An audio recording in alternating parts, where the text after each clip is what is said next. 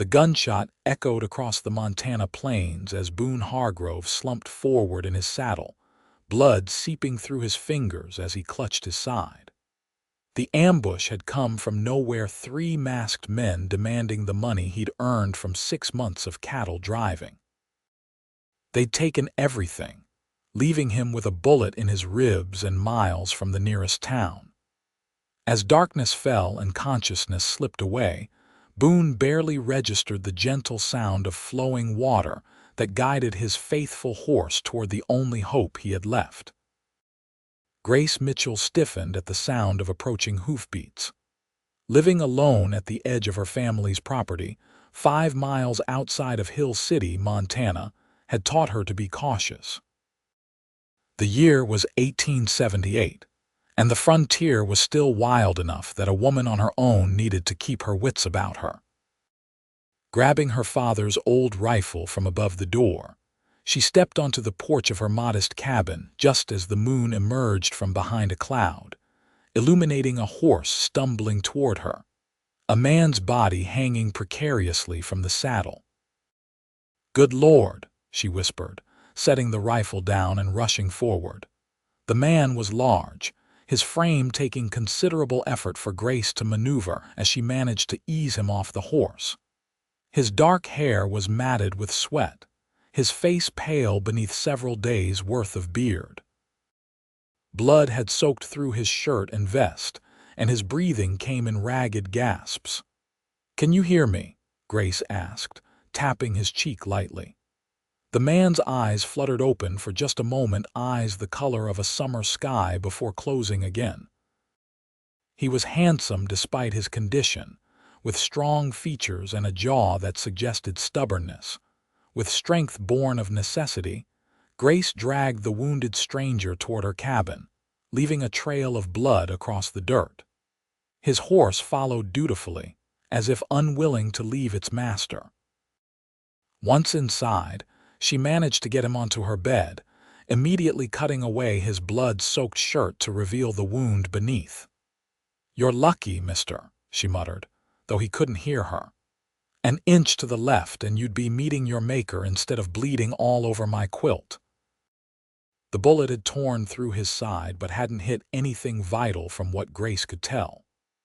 Her father had been the only doctor in Hill City until his death 2 years prior, and she'd learned enough from him to know this man could survive if infection didn't set in. With careful movements, she cleaned the wound, extracted the bullet with her father's medical tools, and stitched the ragged flesh together before bandaging his torso. Throughout the night, Grace tended to the stranger, wiping his brow as fever set in, spooning water between his cracked lips when he seemed able to swallow. By morning, she was exhausted, but the man was still alive, his breathing steadier than it had been when he'd arrived. Grace stepped outside to care for his horse, a fine chestnut gelding that had clearly been well treated. "Your master's still with us," she told the animal as she brushed him down, "though I can't promise for how long." For 3 days, Grace barely left the stranger's side except to tend to her small farm, checking on her vegetable garden, feeding her chickens, and milking her cow. When she wasn't doing chores, she was changing his bandages, coaxing broth into him, and reading aloud from one of her precious books to fill the silence. It was on the 4th day that he finally opened his eyes properly, focusing on her face with confusion. "Am I dead?" he asked, his voice rough from disuse. "Not for lack of trying," Grace replied, setting down her book. "You've been at death's door since you showed up at my cabin." The man tried to sit up but fell back with a groan. "The money, if you had any, it's gone now. You arrived with nothing but the clothes on your back, that horse outside, and a bullet in your side." His eyes closed briefly. "Ambushed. 3 men. They took everything. Well, your life is still yours, though it's hanging by a thread." Grace offered him water, which he drank greedily. "I'm Grace Mitchell, Boone," he replied after a moment. "Boone Hargrove." Well, Mr. Hargrove, you're going to be my guest for a while. That wound needs time to heal, and you're in no condition to go anywhere. He studied her face. Why help me? You don't know me, Grace shrugged. My father was a doctor. He taught me that you don't turn away someone in need. She didn't add that the loneliness of the past 2 years had been crushing, that having another person in her cabin, even an unconscious one, had been a strange comfort. I'm obliged to you, Miss Mitchell. I'll pay you back somehow. Just concentrate on healing. We'll settle accounts later. Over the next few days, as Boone regained his strength, Grace learned more about him. He was 32, 8 years her senior, and had been working cattle drives since he was 16. He'd been heading to Hill City to visit his sister, whom he hadn't seen in 5 years. Hannah moved there with her husband, he explained one evening as Grace changed his bandage. Been writing to me to come visit. Said Hill City was growing, might be a good place to settle down. It's a decent town, Grace agreed, though I don't go in much these days. Boone's eyes fixed on her face. You live out here alone, she nodded. Since my father passed 2 years ago, this was his property, our property now. No husband, family, Grace shook her head. Never married. No siblings either. My mother died when I was small. That's a hard life for a woman alone. I manage just fine, she said, perhaps too sharply. Then, softening, I have my books, my garden. The stream provides water and fish. I trade eggs and vegetables in town when needed. Boone watched her efficient movements as she secured the fresh bandage. You would have made a fine doctor yourself. Grace smiled faintly. That wasn't an option for a girl in Montana, but my father taught me what he could. As the days passed, Boone began to help around the cabin despite Grace's protests. At first, it was simple tasks he could do while seated shelling peas, repairing tools, or cleaning her father's old pistols, which hadn't been touched in years. Eventually, he managed to walk outside, leaning heavily against the doorframe as he surveyed her small homestead. You've done well with this place, he said, genuinely impressed. The cabin was small but neat, with a vegetable garden to one side, a chicken coop, and a small barn where Grace kept her milk cow and now Boone's horse. Beyond the cleared area, a gentle stream wound through a stand of cottonwood trees. Is that where you get your water? He asked, nodding toward the stream. Yes, it never runs dry, even in the hottest summers. My father said it's why he chose this spot to build. Grace stood beside him, aware of his height and breadth even in his weakened state. That stream saved my life more times than I can count. Seems it might save mine too. Boone's eyes met hers, and something passed between them that made Grace step back slightly. I should check on the bread, she said quickly, turning back inside. As Boone's strength returned, he insisted on taking on more chores around the homestead. Grace found herself watching him as he chopped wood, his movements still careful but increasingly fluid as his wound healed. There was something compelling about him, a quiet competence and a gentleness that belied his rugged appearance. One evening, as they sat on the porch after dinner, Boone broke a comfortable silence. I should be heading to town soon. My sister will be worried. Grace nodded, ignoring the strange pang in her chest. Of course, you're well enough to travel now. I've imposed on your kindness too long already. It wasn't an imposition. Grace looked toward the stream, which caught the last golden rays of sunset. It's been nice having someone here. Boone studied her profile. You could come with me to town, meet Hannah. She'd want to thank the woman who saved her brother's life. Grace hesitated. I don't go to town much anymore, because, she sighed. After my father died, there were offers from men who thought I couldn't manage alone, or who saw the land as valuable. When I turned them down, there was talk. People can be unkind. Boone's jaw tightened. So you just stay out here by yourself. It's simpler. Simpler isn't always better, he said quietly. The next morning, Grace helped Boone pack the few belongings he had left his saddle, the clothes she'd washed and mended, and some food for the journey. "I'll pay you back," he said again as he mounted his horse. "There's no need." "There is." His blue eyes were serious. "I keep my debts, Miss Mitchell." She nodded, suddenly unable to speak past the lump in her throat. It had been just 3 weeks since he'd arrived bloodied and half dead at her door, but the cabin already felt emptier knowing he would be gone. "Thank you," Boone said, tipping his hat. "For my life." Grace watched him ride away until he was just a speck on the horizon, then turned back to her empty cabin and the endless chores that would fill her days again. 3 days later, Grace was weeding her garden when she heard hoofbeats approaching. Her heart skipped as she straightened, shading her eyes against the sun. Boone's familiar figure came into view, but he wasn't alone. Behind him rode a woman with the same striking blue eyes, and behind her, a wagon driven by a dark-haired man. "Grace," Boone called, dismounting with far more ease than when he'd left. "I've brought someone to meet you." The woman practically leapt from her horse and rushed toward Grace. "Miss Mitchell." "I'm Hannah Boone, Hannah Cooper now," she corrected with a laugh, gesturing to the man with the wagon. "That's my husband, Thomas. I can't thank you enough for saving my brother's life." Grace found herself enveloped in a warm embrace before she could respond. "It was nothing anyone wouldn't have done," she managed when Hannah released her. "Nonsense. Boone told us everything." Hannah's eyes were bright with gratitude. "We've brought some things for you, supplies from town, and I've baked so many pies that Thomas said either we find someone to share them with or he'd have to let out all his trousers." Thomas Cooper, a kind-faced man with spectacles, approached with a smile. "It's the least we could do, Miss Mitchell."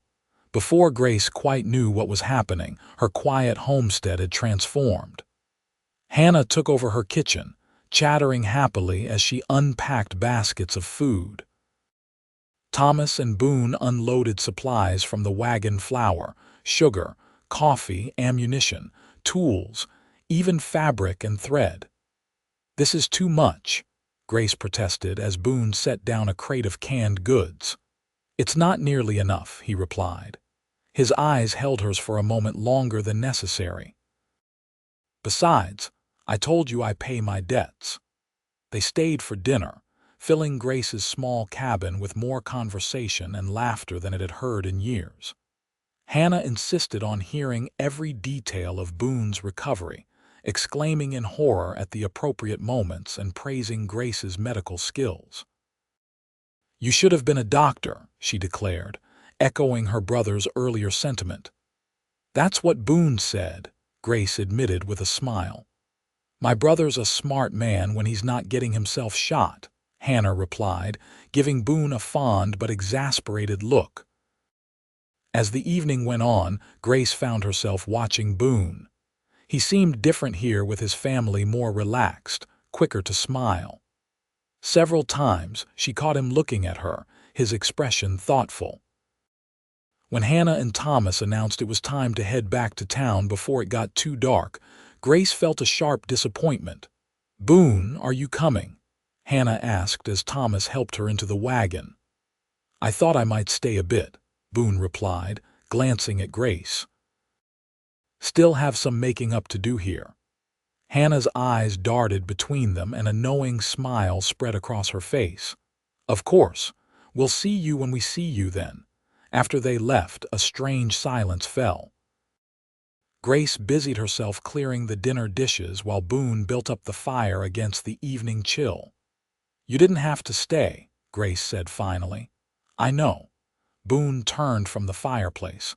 "But there's still work to be done around here.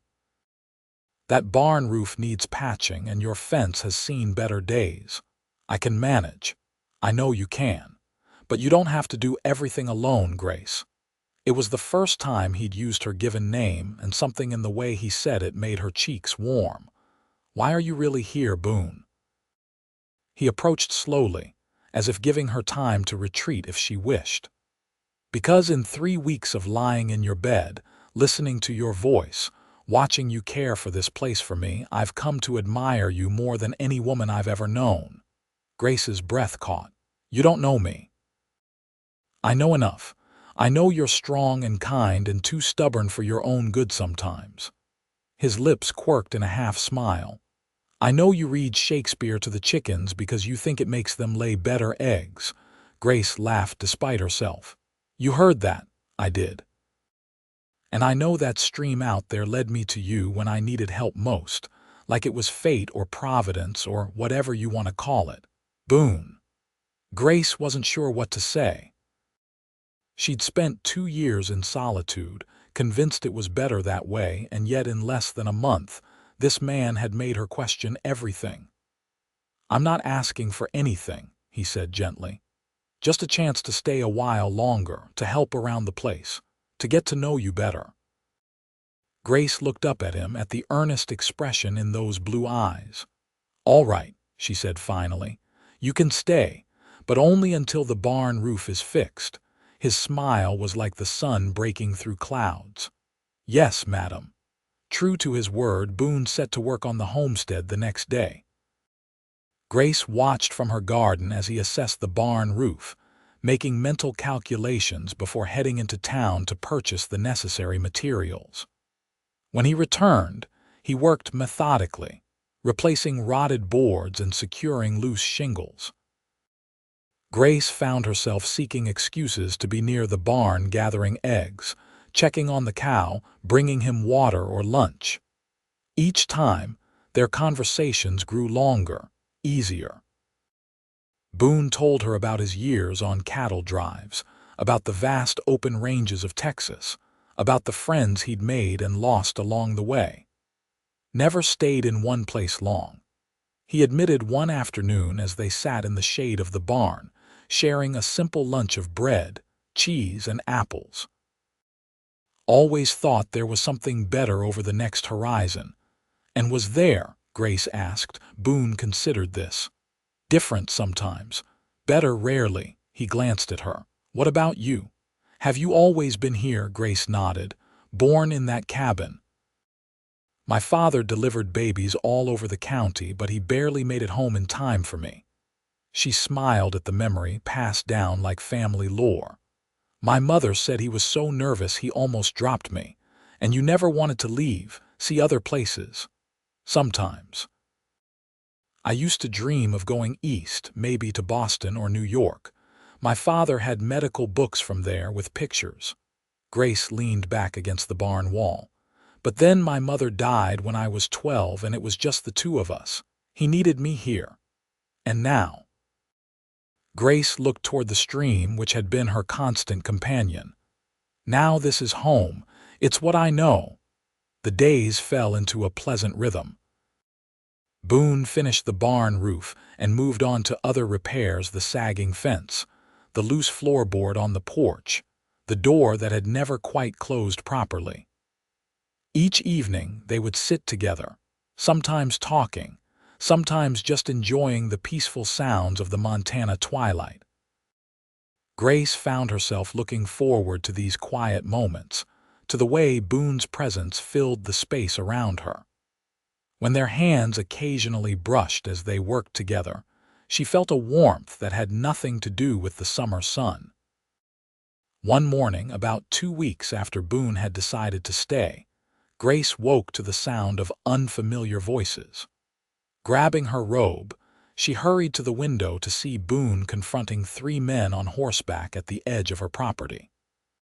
Fear clutched at her as she recognized the description Boone had given of his attackers: 3 men, one notably larger than the others, all with bandanas that could be pulled up to mask their faces. Without hesitation, Grace grabbed her father's pistol from the drawer and hurried outside, keeping to the side of the cabin where she wouldn't be immediately visible. "I told you, I don't have any more money," Boone was saying, his stance casual but his hand hovering near the gun at his hip, a replacement Thomas had given him. "You expect us to believe you survived that shot?" the largest man sneered. "We've been watching this place. Figured you must have stashed something valuable here to be staying so long." "Nothing but honest work and good company," Boone replied evenly, "which is more than I can say for you three.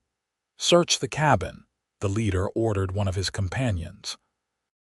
"You won't touch that cabin or the woman inside," Boone said, his voice dropping to a dangerous growl. "This ends here." The leader laughed. "You against the three of us. Those odds didn't work out so well for you last time." "He's not alone," Grace called, stepping into view with her pistol raised. "And I don't miss." The men turned, clearly surprised to see a woman holding a gun with such confidence. The leader's eyes narrowed. "This isn't your fight, lady." "You came onto my land and threatened a guest under my roof," Grace replied steadily. "That makes it my fight." A tense silence fell.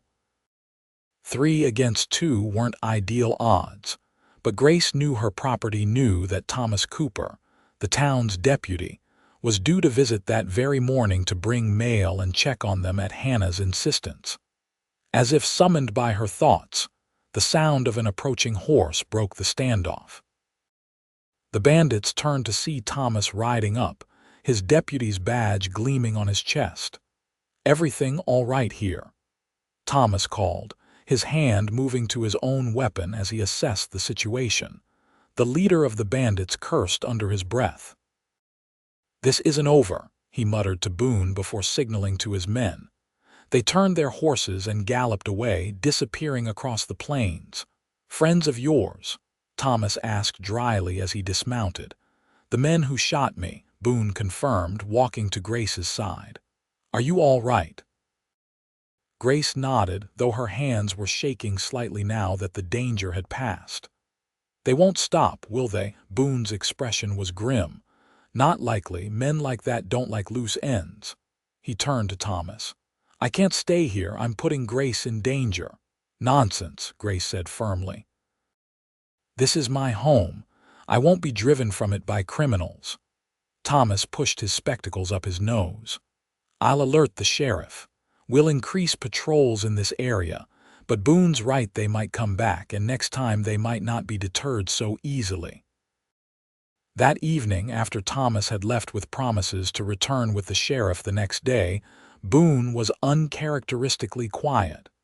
He sat on the porch steps, cleaning his gun with methodical movements. "You're planning to leave," Grace said, sitting beside him. It wasn't a question. Boone didn't look up. "They followed me here. Put you in danger." "I put myself in danger when I decided to help a bleeding stranger," Grace replied. "That was my choice then, and it's my choice now to stand my ground." "Grace." Boone finally met her eyes. "If anything happened to you because of me, I couldn't live with that." The intensity in his gaze made her heart quicken. "And if you leave and something happens to you, could you live with that?" "Could I?" A muscle worked in his jaw. "What are you saying?" Grace took a deep breath. "I'm saying that in the month since you stumbled into my life, something has changed. I was existing before, just going through the days. Now I'm living again." Her voice softened. "I don't want to go back to just existing, Boone." He set the gun aside and turned to face her fully. "I've drifted my whole life, never stayed anywhere long enough to put down roots. But being here with you—" His hand reached for hers, calloused fingers entwining with her own. "For the first time, I'm thinking about tomorrow and the day after, not just about moving on." Grace's breath caught as he leaned closer. "Then don't move on," she whispered. His lips met hers in a gentle kiss that deepened as she responded, her free hand coming up to rest against his chest, feeling the steady beat of his heart. When they finally pulled apart, Boone rested his forehead against hers. "I'll stay," he promised. "We'll face whatever comes together." The next morning, Sheriff Daniel Blackwell and 2 deputies arrived with Thomas. The sheriff was a grizzled man with hard eyes that softened slightly when Grace offered him coffee. "Deputy Cooper told me about your visitors," he said, accepting the cup. Sounds like the Rawlins gang. They've been hitting travelers between here and Butte for months now. Will you go after them?" Boone asked. The sheriff nodded. "Already have men tracking them, but I'd feel better if you both came into town for a few days just until we handle this." Grace opened her mouth to protest, but Boone spoke first. "We appreciate the concern, Sheriff, but this is Grace's home. We're not abandoning it." The sheriff gave him an appraising look, noting the protective way Boone stood near Grace. "Suit yourselves. I'll leave Deputy Miller here for a few days, just as a precaution." After the sheriff left, Boone helped Grace prepare the small guest room for Deputy Miller, a young man with a nervous demeanor but a reputation as a crack shot. "You didn't have to stay," Grace said quietly as they worked. "I would have understood if you wanted to go to town." Boone paused in making the bed. "Do you want me to go?" "No," Grace admitted. "I want you here." His smile was gentle. "Then here is where I'll be." 3 tense days passed without incident. Deputy Miller patrolled the property while Boone and Grace maintained their routine, though now Boone insisted on accompanying Grace whenever she went to the stream or tended to chores away from the cabin. On the 4th day, a rider approached from the direction of Hill City. It was Thomas, and his expression told them he brought news before he even dismounted. "They caught 2 of the Rawlins gang trying to rob the bank in Butte," he announced. The leader, Jack Rawlins, was killed in the shootout. Grace felt a wave of relief wash over her. "And the 3rd man got away, but he was wounded. Sheriff thinks he's headed for the mountains. With Rawlins dead, the gang is finished." Deputy Miller was recalled to town the next day, leaving Boone and Grace alone again. That evening, as they sat by the stream watching the sunset paint the water gold and crimson, Boone took Grace's hand. "I've been thinking," he said slowly, "about what happens now." Grace's heart skipped. "And what does happen now?" Boone turned to face her, his expression serious but warm. "I came to Montana looking for my sister, maybe a place to settle, found both and something I wasn't looking for at all." His thumb traced gentle circles on the back of her hand. "I found you." "Boone, let me finish," he said gently. "I don't have much to offer, Grace. No fortune, no fine house. Just my hands, my heart, and a promise to stand beside you through whatever comes." Grace felt tears pricking behind her eyes. "That's more than enough." "Is it?" Boone shifted, kneeling before her on the grassy bank. "Because I'm asking you to marry me, Grace Mitchell. To take a chance on a drifter who's finally found where he belongs." Grace looked at him, at this man who had come into her life bleeding and half dead, and had somehow brought her back to life in return. "Yes," she whispered, then louder. "Yes, Boone Hargrove, I will marry you." His smile was radiant as he gathered her into his arms, kissing her with a tenderness that made her heart soar. The stream burbled beside them, the witness to their promise and the thing that had brought them together. "That water saved both our lives," Boone murmured against her hair. "Yours when your father built here, mine when it led my horse to you." Grace smiled against his chest. "My father used to say that water always finds its way. Maybe we were always meant to find each other too." They were married 2 weeks later in Hill City's small church. Hannah had insisted on handling the arrangements, transforming the simple building with wildflowers and ribbon. Grace wore her mother's dress, carefully altered by Hannah to fit her more slender frame. Boone, in a new suit that made him look almost uncomfortable, couldn't take his eyes off her as she walked down the aisle.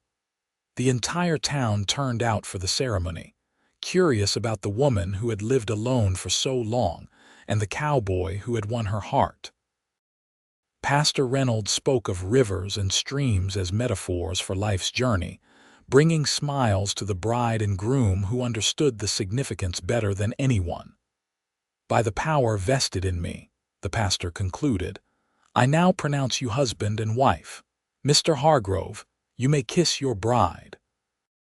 Boone didn't need to be told twice. His kiss was both tender and promising, eliciting cheers from the assembled guests.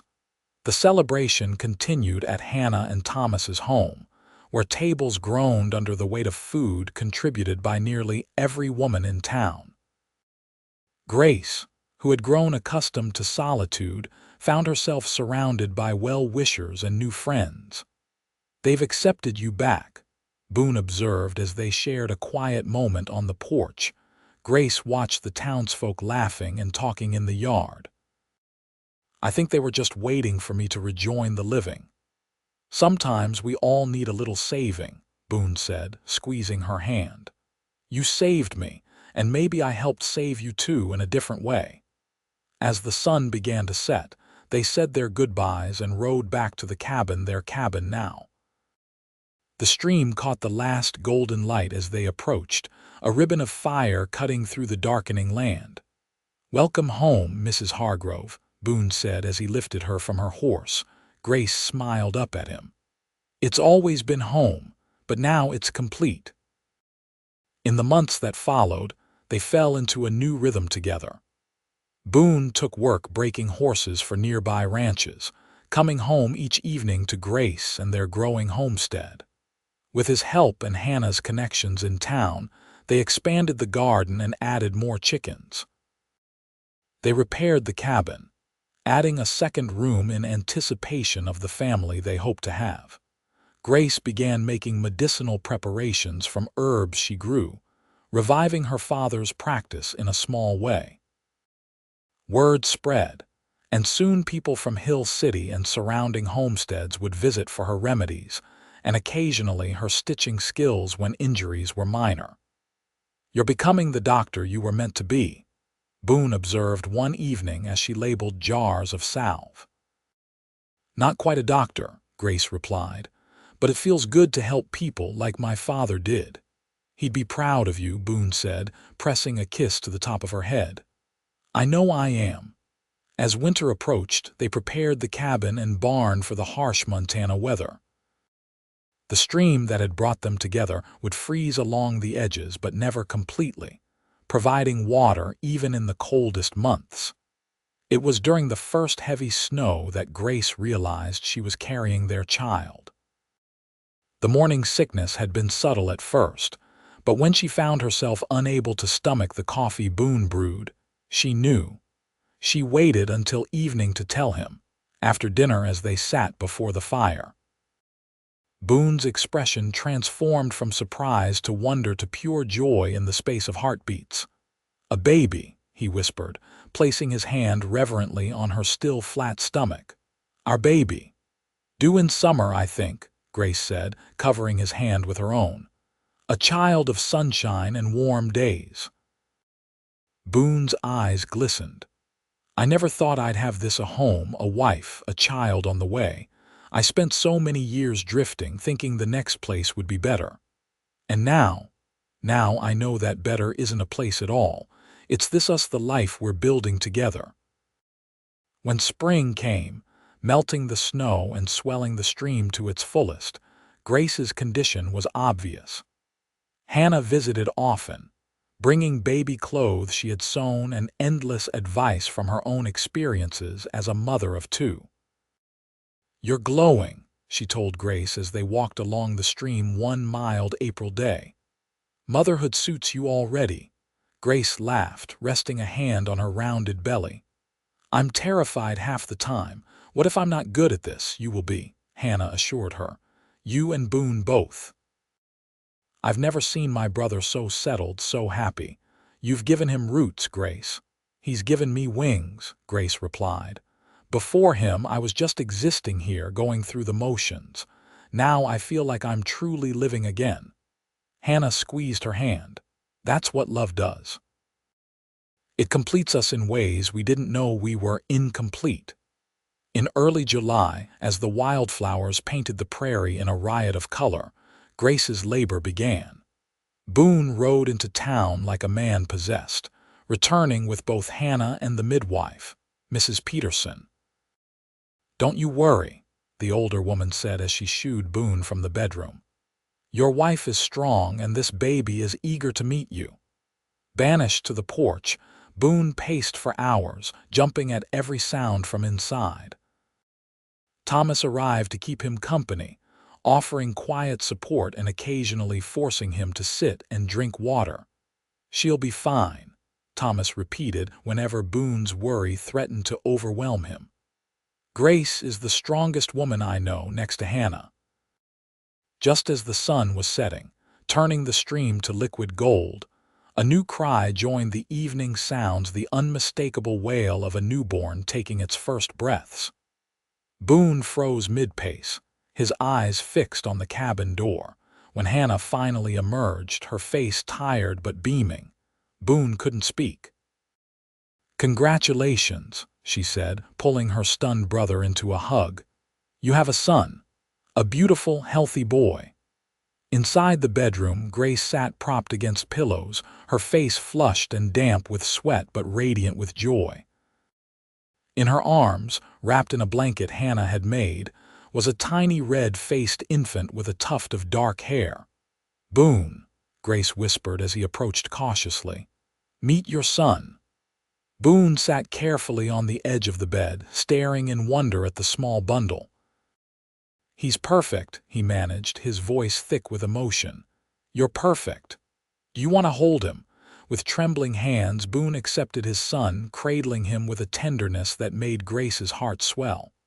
"Hello, little man," he murmured. "I'm your pa." The baby's eyes, still unfocused, seemed to look toward his voice. Boone glanced at Grace. "What shall we call him?" Grace smiled softly. "I was thinking William, after my father, William Hargrove." "William," Boone repeated, testing the name. "Will, it suits him." He leaned down to kiss Grace's forehead. "Thank you for our son. For everything." As Hannah and Mrs. Peterson slipped out to give the new family privacy, Boone settled beside Grace on the bed, their son between them. Outside, the stream continued its eternal journey, the sound a gentle lullaby for the newest resident of the homestead.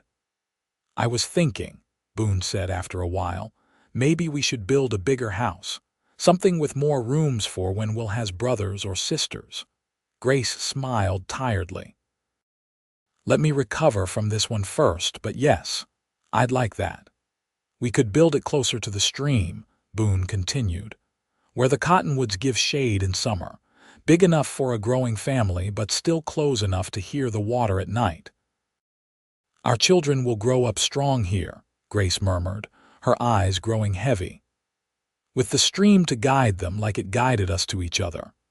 As Grace drifted to sleep, Boone watched over her and their son, his heart fuller than he'd ever imagined possible. The wounded cowboy who had stumbled to her doorstep was gone, replaced by a husband and father with purpose and roots deep in Montana soil. 5 years passed, bringing changes to the homestead and family. True to his word, Boone built a larger home closer to the stream, a sturdy 2-story structure with a wide porch where they could sit in the evenings and watch their children play. William, now a sturdy 5-year-old with his father's blue eyes and his mother's quiet determination, had been joined by 3-year-old Elizabeth, named for Hannah, and baby James, just 6 months old and already showing signs of his father's charm. The town of Hill City had grown as well, with a proper school that William would attend in the fall, and a small hospital where Grace now worked 2 days a week, putting her knowledge of medicine to formal use under the guidance of the new town doctor, who valued her experience and intuition.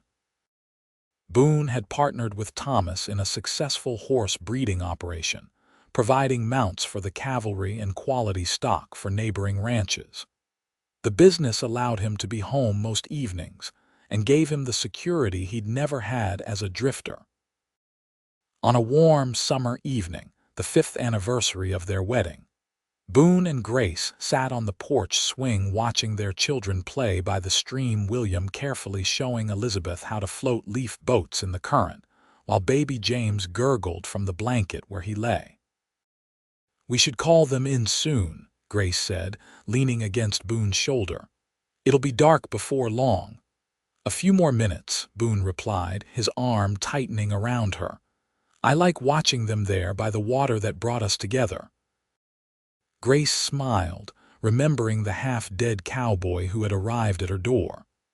"Did I ever tell you that I almost shot you that night, when I heard your horse approaching?" Boone chuckled. "No, but I'm glad you checked first. Would have been a shame to survive those bandits only to be shot by the prettiest nurse in Montana." "Doctor," Grace corrected with a grin. Dr. Jenkins had taken to introducing her as his associate, a fact that still filled her with pride. "My apologies, Dr. Hargrove." Boone kissed her temple. "Though you'll always be the woman who saved a fool cowboy and taught him what matters in this life." "And what's that?" Grace asked, though she knew the answer. Boone's eyes moved from the stream to their children to her face. "Love. Family. A place to call home and people to share it with."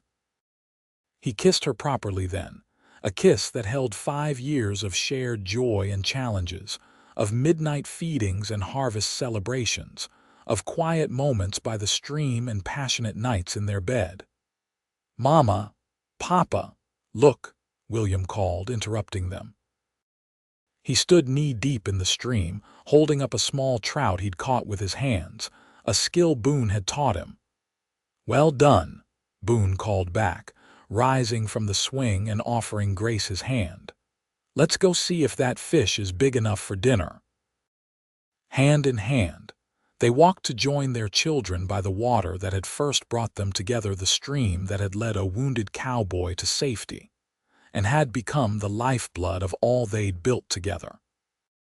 As the sun set over the Montana plains, painting the water gold and red, Grace looked at her family, at the life she'd never imagined possible when she'd lived alone in her father's cabin.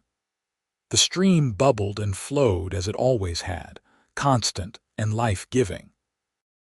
"I love you," she said to Boone as they watched William proudly carry his fish toward the house, Elizabeth skipping beside him while James dozed in Grace's arms. Boone's smile was as warm as the day they'd met. "And I love you, Grace Hargrove, until the streams run dry and beyond." In the years that followed, the Hargrove homestead flourished into one of the most prosperous in the county. The house by the stream became known for its hospitality, its door always open to travelers and neighbors alike.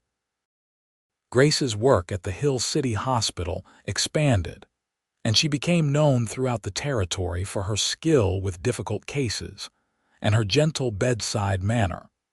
Boone's partnership with Thomas grew into the largest horse breeding operation in the state, providing mounts for the U.S.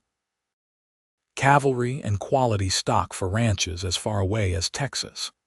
The days of the wounded drifter were long behind him, replaced by a respected businessman and devoted family man.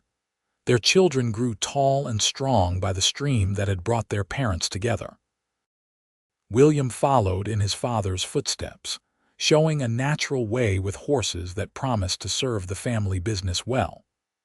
Elizabeth inherited her mother's healing touch and quiet intelligence, often accompanying Grace to the hospital and absorbing knowledge like a sponge.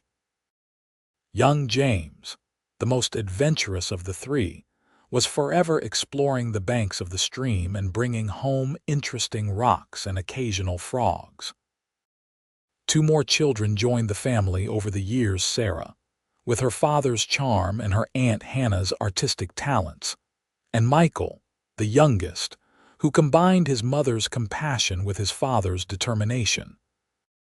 On warm summer evenings, the family would often gather by the stream for picnics or simply to watch the sunset paint the water gold. It was during these quiet moments that Boone and Grace would sometimes exchange glances filled with wonder at the life they had built together. "Did you ever imagine this?" Grace would sometimes ask, gesturing to their children, their home, the legacy they were creating, and Boone would always shake his head and pull her close. "Not until I followed that stream to your door," Everything good in my life began right there. The stream that had once saved a wounded cowboy continued to nourish the family it had helped create, flowing steadily through seasons and years. A constant reminder of how love, like water, could carve new paths and bring life to once barren places.